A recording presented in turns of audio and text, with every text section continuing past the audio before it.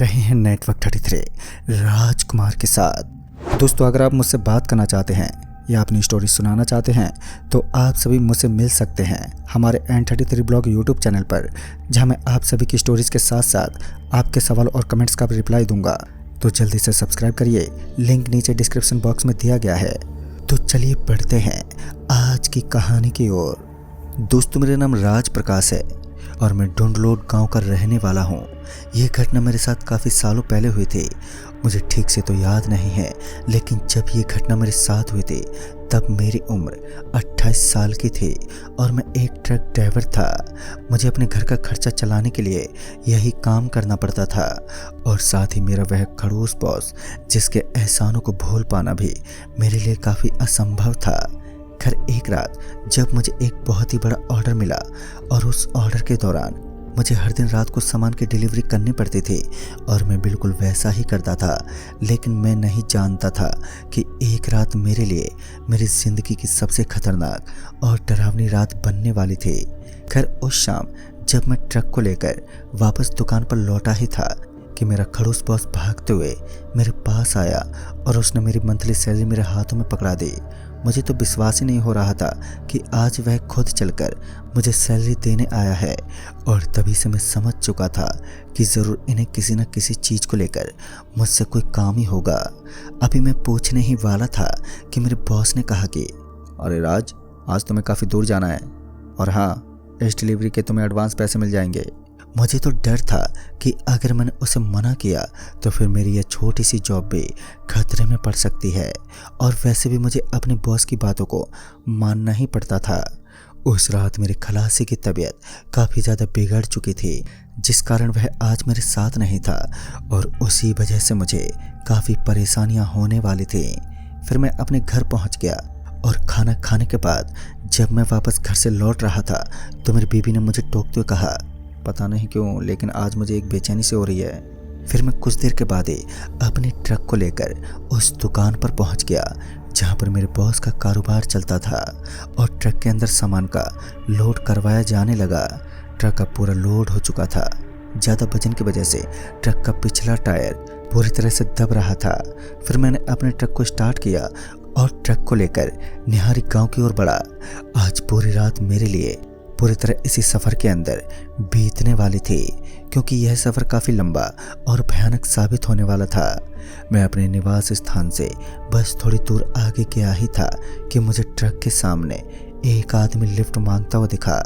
मुझे लगा कि जहाँ तक इस आदमी को उतरना होगा उस जगह तक मेरा भी टाइम पास हो जाएगा। लिहाजा मैंने उस आदमी के पास अपने ट्रक का ब्रेक लगाया और उस आदमी को ट्रक में बैठने का इशारा किया। फिर उस आदमी ने मुझे बताया कि उसे भी निहारी गांव जाना है। यह सुनकर मुझे काफ़ी ठीक लगा, क्योंकि अब मेरा भी टाइम काफ़ी अच्छे से बीतने वाला था। उस आदमी ने मुझे बताया कि इस शहर में उसका ननिहाल पड़ता है और उसे ज़रूरी काम के लिए अर्जेंट गांव जाना पड़ रहा है। फिर उस आदमी ने मुझसे कहा कि देखिए भाई साहब, ड्राइविंग करते समय आपने मुझे तो ट्रक में बिठा लिया, लेकिन मेरे अलावा किसी और को भी भूलकर लिफ्ट मत दे देना, क्योंकि हमारा निहारी गांव खासकर भूत प्रेत जैसी चीज़ों के लिए बहुत ही ज़्यादा मशहूर है, तो इन चीज़ों का ध्यान रखना। मैंने उसकी बातों पर ज़्यादा गौर नहीं किया और फिर मैं उस आदमी से बोल पड़ा, अरे भाई साहब, भूत से ही तो मुलाकात करना चाहता हूँ मैं, पर आज तक मिला ही नहीं है। ट्रक में बैठा वह आदमी मुझे एकटक घूरने लगा, मानो मेरी ये बातें उस आदमी को बिल्कुल भी पसंद नहीं आई और वह मुझे घूरते हुए बोला, देखिए भाई साहब, इन चीज़ों का मजाक उड़ाना कई बार हम पर भारी पड़ सकता है और हमारे गांव में ऐसे कई हादसे हुए हैं जिसके अंदर ऐसी घटनाओं ने अंजाम दिया है। मगर मैं कहाँ उसकी बातों पर विश्वास करने वाला था। मैंने इन सभी बातों को टालते हुए उस आदमी के साथ इधर उधर की बातें करने में जुट गया। अभी बातें करते हुए कुछ वक्त ही बीता था कि मेरे पेट में चूहों के आतंक ने भगदड़ मचाना शुरू कर दिया, या फिर ऐसा कहें कि मुझे जोरों की भूख लगने लगी, जिस कारण मैं उस हाईवे के चारों तरफ किसी ढाबे की तलाश करने लगा। लेकिन उस जगह पर ढाबे का कोई नामो निशान तक नहीं था।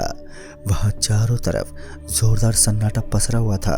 ट्रक की 2 हेडलाइट ही सिर्फ सड़क के बीचों बीच पड़ती दिखाई दे रही थी, उसके अलावा और कुछ भी नहीं। मैंने उस आदमी को भी बताया कि मुझे काफ़ी ज़ोर की भूख लगी है, तो उस आदमी ने कहा, साहब, ये तो मैं भी नहीं जानता कि इस रास्ते पर ढाबा कहाँ होगा, और तभी मेरी नज़र बर्गर की दुकान पर पड़ी, जो काफ़ी बड़ी दुकान थी। उसके अंदर पिज़्ज़ा के साथ साथ बर्गर और चाउमीन के पोस्टर भी लगे हुए थे।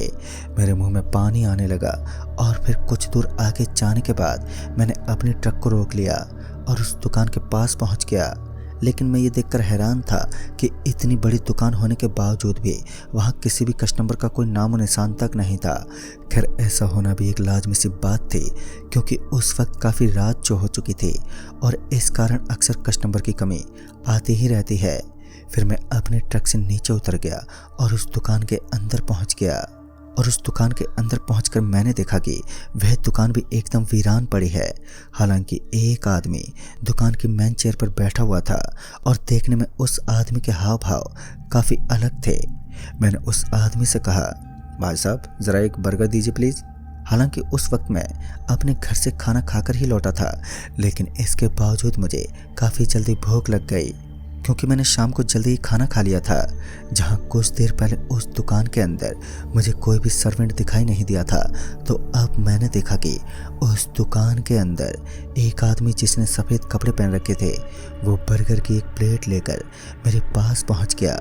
और उसके पीछे पीछे दो और लोग पता नहीं कहां से, लेकिन उस दुकान के अंदर मुझे वो दिखाई देने लगे। मुझे एक पल के लिए तो समझ ही नहीं आया कि ऐसा कैसे हुआ, क्योंकि कुछ देर पहले तो मुझे उस दुकान के अंदर सिर्फ एक आदमी ही दिखाई दिया था और अब तो मुझे काफ़ी सारे लोग दिखाई देने लगे थे। धीरे धीरे वह बड़ी सी दुकान अचानक ही काफ़ी सर्वेंट से भर चुकी थी। चारों तरफ काफ़ी लोग सामान लेकर इधर उधर घूम रहे थे। फिर मैं अपने ट्रक के पास पहुंचा और उस आदमी को नीचे बुलाने लगा, क्योंकि अब मुझे उस दुकान के ऊपर कुछ ना कुछ तो गड़बड़ लग रही थी। फिर वह आदमी भी ट्रक से नीचे उतरा और मेरे पीछे पीछे उस दुकान के अंदर पहुंच गया। तभी मैंने उसे अपनी बगल वाली कुर्सी पर बैठाया और फिर हम दोनों एक साथ मिलकर खाना खाने लगे। लेकिन तभी पता नहीं क्यों, मगर उस आदमी ने बर्गर की उस प्लेट को एकदम से नीचे फेंक दिया और वो गुस्से से तिल मिलाता हुआ मेरे ऊपर भड़क उठा और मुझे बोल पड़ा कि तुमने मुझे मांस खिलाकर बिल्कुल भी अच्छा नहीं किया है। फिर जब मैंने उसकी प्लेट की तरफ देखा तो मैंने पाया कि उसकी प्लेट में बर्गर ही था। फिर मैंने उस आदमी को भी उस प्लेट की तरफ देखने का इशारा किया। जब उस आदमी ने उसकी ओर देखा तो उसके अंदर सच में बर्गर ही था। पता नहीं क्यों, लेकिन उस आदमी का शरीर धीरे धीरे कांप रहा था, मानो उसे किसी चीज़ का डर सता रहा हो। फिर वह चुपचाप उस दुकान से बाहर निकला और दुकान से बाहर आने के बाद वो सीधा मेरे ट्रक के अंदर पहुंच गया। और मुझे अब तक समझ ही नहीं आया कि इसने ऐसा बर्ताव क्यों किया होगा। और फिर मैं अपनी पेट पूजा करने के बाद ट्रक के अंदर पहुंचा और उस आदमी को समझाते हुए बोला, लगता है आप काफ़ी ज़्यादा थक गए हैं। मैंने इतना कहा ही था कि उस आदमी ने मुझे तुरंत ही पीछे पलटकर देखने को कहा और अब की बार जब मैं पीछे पलटा तो मेरे होश ही उड़ गए, क्योंकि इस बार मैंने देखा कि अब वहाँ पर कोई भी दुकान ही नहीं थी। सच में उस वक्त मैं एकदम हैरान था और मुझे तो समझ ही नहीं आया कि ऐसा कैसे हो सकता है। अभी मैं यही सोचते हुए ट्रक के पास पहुँचा कि तभी किसी ने मेरा हाथ पकड़ लिया, जो कि अदृश्य था। फिर मुझे आवाज़ आई, भाई साहब पैसे नहीं दोगे? फिर मैं अपनी पूरी ताकत लगाकर अपने हाथ को उस काली ताकत के चंगुल से छुड़ाने की मैं कोशिश करने लगा। फिर जब मैं एक बार फिर पीछे पलटा तो मेरे शरीर के रोंगटे खड़े हो गए, क्योंकि इस बार मैंने पाया कि वहाँ पर एक बड़ा सा कबाड़ खाना बना हुआ था जिसके ऊपर पुराना सामान पड़ा था। इससे पहले कि मैं अपने ट्रक में पहुँच पाता कि मेरे हाथ और पैर मानो किसी ने पकड़ से लिए हों, लेकिन वह मुझे बिल्कुल भी दिखाई नहीं दिया। उस वक्त मैं ऐसी दहशत के माहौल में था कि शायद कमज़ोर दिल वाला इंसान अपने प्राण ही त्याग दे। ट्रक में बैठा हुआ वो आदमी अपने अनुभव का इस्तेमाल करते हुए बोला, अगर आपको इन बुरी शक्तियों से बचकर निकलना है तो आपको इनके द्वारा बिछाए गए जाल से अपने आप को छुड़वाना होगा। फिर मैंने वही किया जो उस आदमी ने कहा। इस बार मैंने अपने शरीर का पूरा जोर लगाया और उसके चंगुल से छूट पाने में भी मैं सफल रहा। और उस वक्त मेरे ट्रक का दरवाज़ा भी खुला हुआ था, तो मैं जल्दी से ट्रक के अंदर बैठ गया। लेकिन ट्रक के अंदर बैठने के बावजूद भी मेरी ट्रक स्टार्ट नहीं हुई और मैं ये बात अच्छे तरीके से जानता था कि यह सब कांड उन बुरी ताकतों की वजह से हो रहा है। मैंने अपनी कोशिशों के पुल बांध दिए, लेकिन इसके बावजूद भी ट्रक स्टार्ट होने का नाम ही नहीं ले रही थी। तभी ट्रक के सामने खून के धब्बे लगने लगे और तभी ट्रक के चारों तरफ काफी सारे आदमी दिखाई देने लगे। उन सभी का हाल एकदम बेहाल था। किसी की गर्दन नहीं थी तो किसी के हाथ में कोई धारदार चीज नजर आ रही थी। मुझे अपनी मौत के अलावा और कुछ भी दिखाई नहीं दे रहा था। मुझे ऐसा लग रहा था आज की सांसें कुछ बची हुई चंद सांसें ही मेरी जिंदगी की आखिरी सांसें हैं। लेकिन शायद भगवान को ये सब मंजूर नहीं था। उस आदमी का अनुभव इतना ज़्यादा था कि वह मुझे वहाँ से निकालने में पूरी तरह से सक्षम था। उसने मुझे कुछ देर शांत रहने के लिए कहा और एक जगह से हिलने डुलने को बिल्कुल मना कर दिया। मैंने उसके द्वारा बताए गए नियमों को एकदम फॉलो किया और उसके कुछ देर बाद ही मैंने ट्रक को स्टार्ट करने की कोशिश की तो इस बार ट्रक सिर्फ एक बार में स्टार्ट हो गई। साथ ही मेरे दिल की धड़कनें भी तेज होने लगी और मुझे राहत की सांस तब मिली जब मेरी ट्रक ने चलना भी शुरू कर दिया। इस बार मैंने ट्रक की रफ्तार को इतना बढ़ा दिया था कि खुद ट्रक भी मेरे कंट्रोल से अब खो चुकी थी। लेकिन किसी तरह मैंने ट्रक को कंट्रोल किया और फिर थोड़ा आगे जाने के बाद मैंने ट्रक को एक बड़ी सी होटल के पास रोका। लेकिन उसके बाद मेरा मन नहीं था कि अब मैं उस गांव के अंदर पहुंच सकूं जिस गांव के अंदर भूत प्रेत के किस्से और कहानियां सुनाई जाती हैं। फिर मैं उसी होटल के पास रुक गया और उस आदमी को भी दिन में जाने की सलाह देने लगा। वह आदमी भी मेरे साथ साथ उस रात ट्रक में ही रुका रहा और इस तरह एक भयानक घटना का खात्मा हुआ। लेकिन दोस्तों, आज भी इस घटना को याद करने के बाद मेरा दिल दहल उठता है।